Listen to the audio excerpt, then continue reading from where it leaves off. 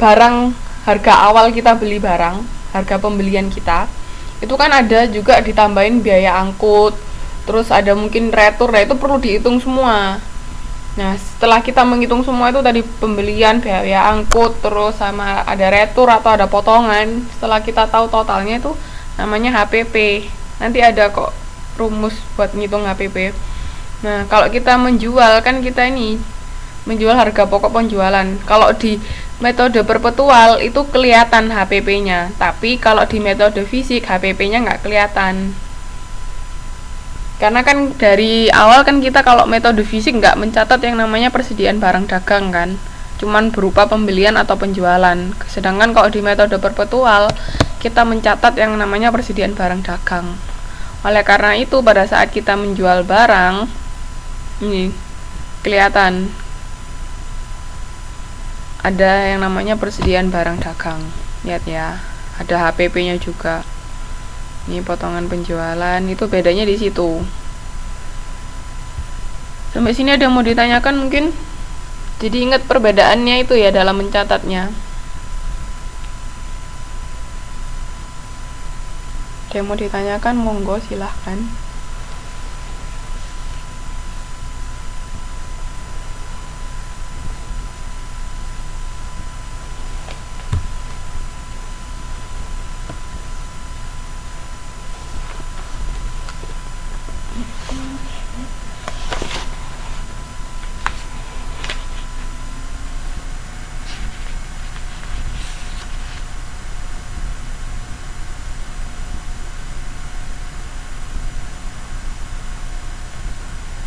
Sebenarnya nggak lebih simpel juga sih mbak, soalnya kalau metode fisik itu nanti kita perlu jurnal penyesuaian,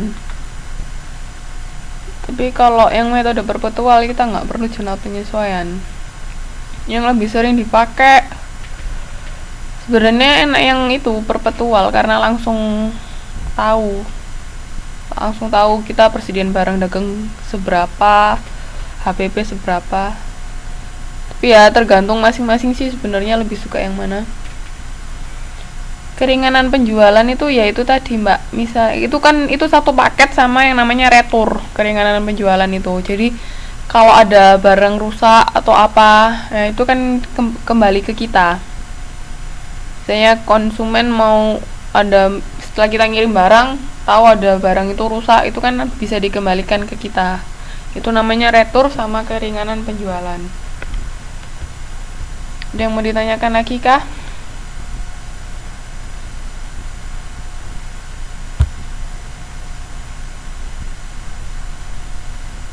Nah, ini cara mencatat HPP.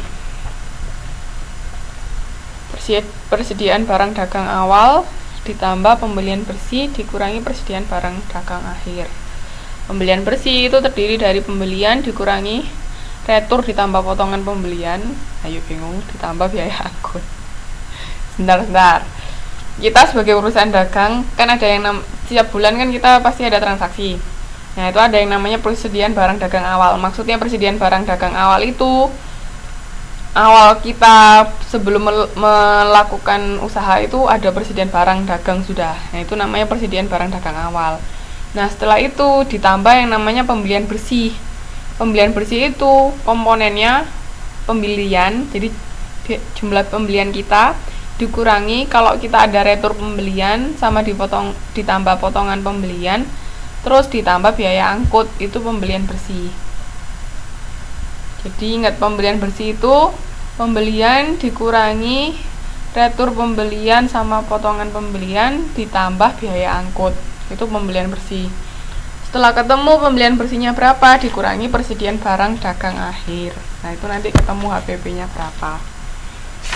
Di buku mungkin ada contohnya.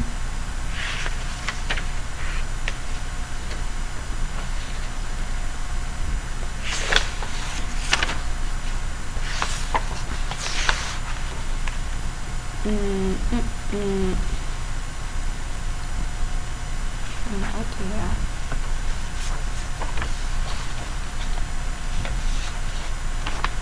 Sampai sini ada yang mau ditanyakan tentang HPP?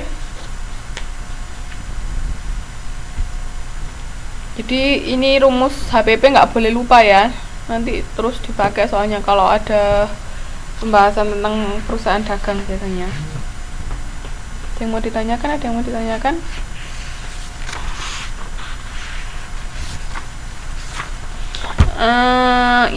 Bisa dilihat kalau kita biasanya beli kredit itu ada yang namanya 2/10 N30. Pernah tahu nggak? 2/10 N30. Contohnya di halaman tulisan itu di halaman sebentar saya carinya dulu.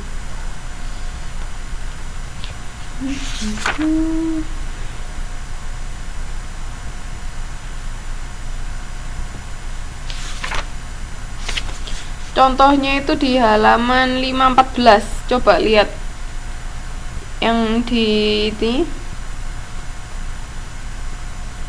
514 atau 512 juga ada. Itu ada 2/10 N/30 kayak gini.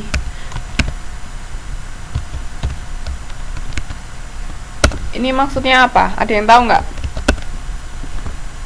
Maksudnya apa?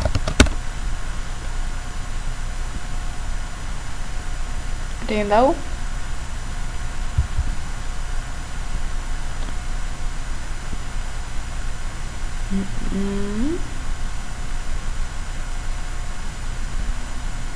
Terus N30 nya apa?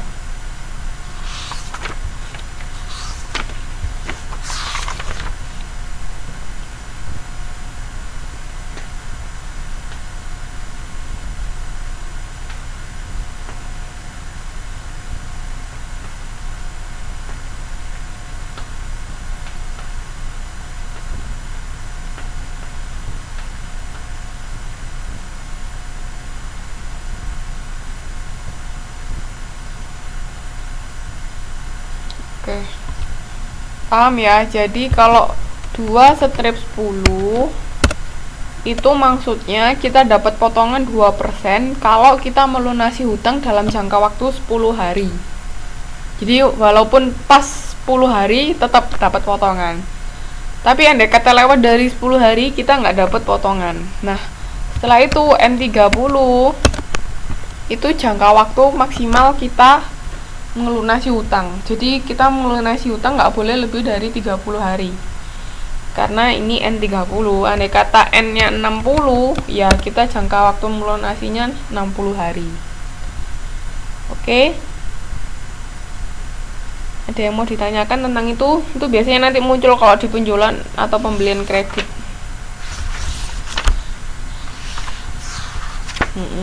Ada yang mau ditanyakan sampai sini?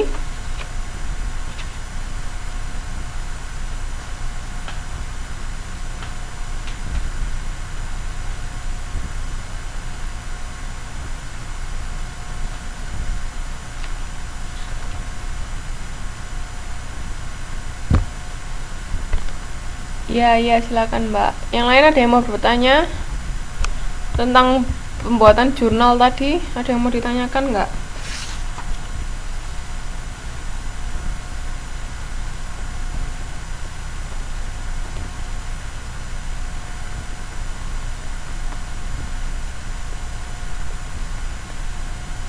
Ada yang mau ditanyakan? Sekarang coba buka halaman 517. Semua buka halaman 517.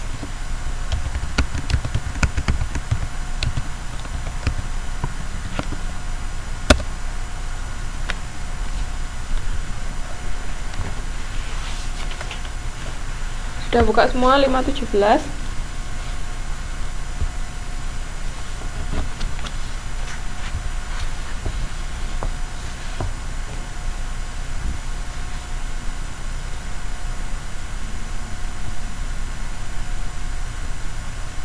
Nah, itu kan ada daftar saldo.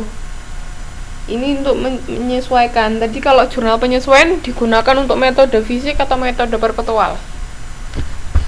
Metode periodik atau perpetual? Kalau jurnal penyesuaian.